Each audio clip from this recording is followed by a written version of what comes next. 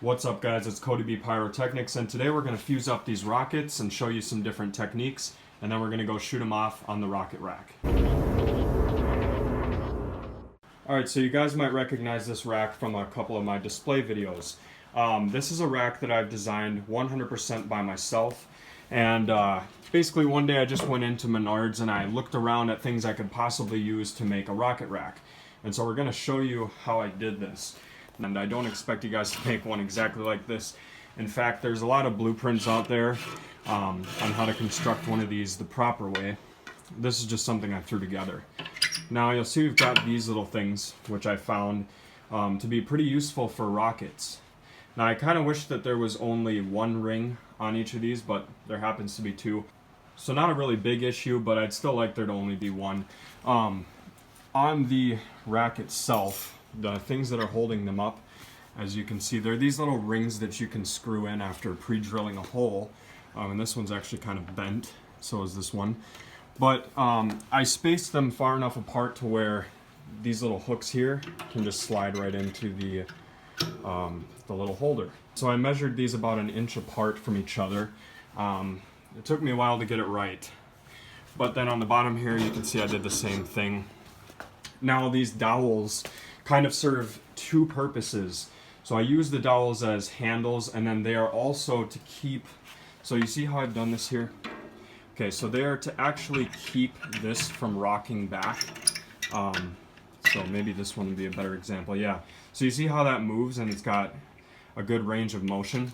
Well, in order to stop that, I've just put in a screw on this side and a screw down there to kind of keep this dowel in place.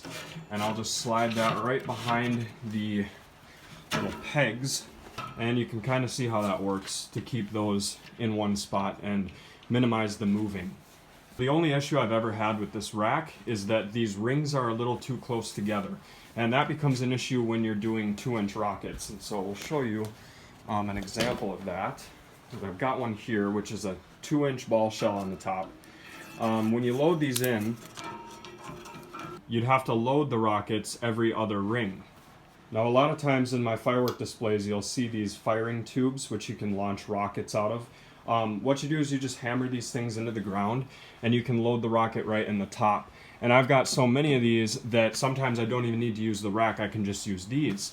But if you're using these, it's a good idea to hand fire and not be fusing them. So we'll include a clip of what I mean by that here. Now let's take a look at the rockets. Here's the rockets we're going to be using, and you'll notice we've got like 4 different sizes. That was actually done on purpose to show you the fusing technique, which we're going to get into here in a moment. But right now I just want to show you these. We've got the ring shell rockets here by World Class, and I'm very interested to see how these perform, because to get a ring effect in a rocket, you've got to have a lot of brake charge in there. So I'm hoping these will be kind of loud. Before we start fusing these rockets, we've got to get them sized with the rack first. And so to do that, I'm just going to load these and see just about where we need to have that fuse length. And doing this is just going to help me to know how much fuse I'm actually going to need, so I'm not wasting any on the extended fuse method, which we've gone over before, but we are going to do it again in this video. Some of you guys might need a little refresher on what that means. So we'll get these all loaded, and I'm going to go over here for this one. Okay, so that's probably the shortest one we'll get in the whole pack. Now we'll check out these ring shell rockets. So with the ring shell rockets, we really only need to size one of them, because we know that they are all the same size. And you'll see there it's about the same size as the longer rocket. So now we know that none of these fuses are going to stand up higher than the other ones. I was kind of worried that would happen with the double rings there on the bottom, but it didn't. So you can see we can actually just extend these fuses all at the same size. Alright, so the first thing you want to do when you're fusing is take all of your rocket fuse caps like this and put them together. Okay? I'm just kidding, you don't need to do that. The extended fuse method is something I like to use on rockets and Roman candles in particular. And the purpose for doing this is to just make this fuse a little longer, because you don't want to be tugging on that especially with Roman candles and rockets, because the fuse could actually come out if you're pulling on it too hard. And for this specific video, we're going to use quick fuse because we want a nice little barrage of rockets. But of course, if you wanted these to go slower, you could always use some green visco. Now, we've gone over this technique before on the channel, but we'll show you one more time.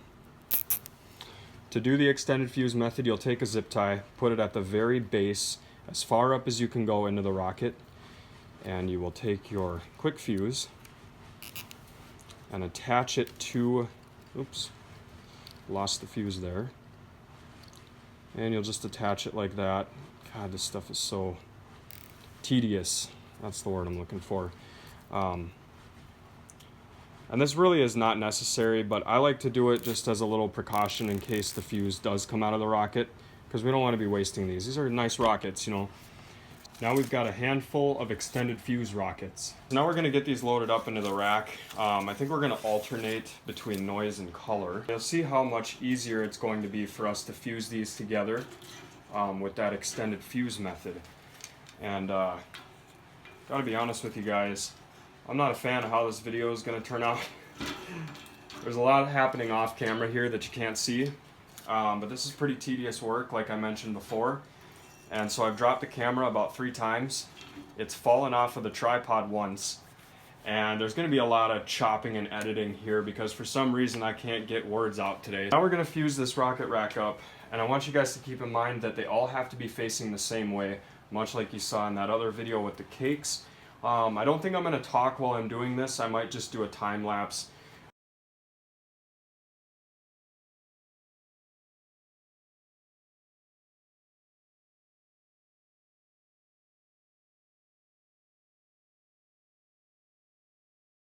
Here's the completed fusing, and now we're going to go and shoot it off. But before we do that, I just want you guys to know how many minutes of video are currently on my phone as errors in this video.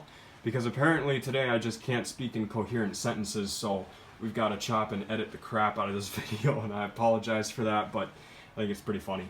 Alright, here goes the rocket rack right out of the back of my pickup. I'm praying this works and doesn't blow out a taillight.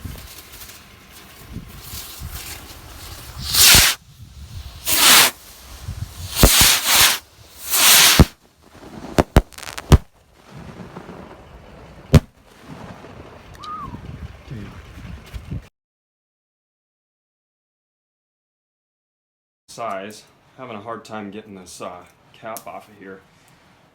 Because they're all going to be the same length, and I'm really having a hard time getting this cap off of here.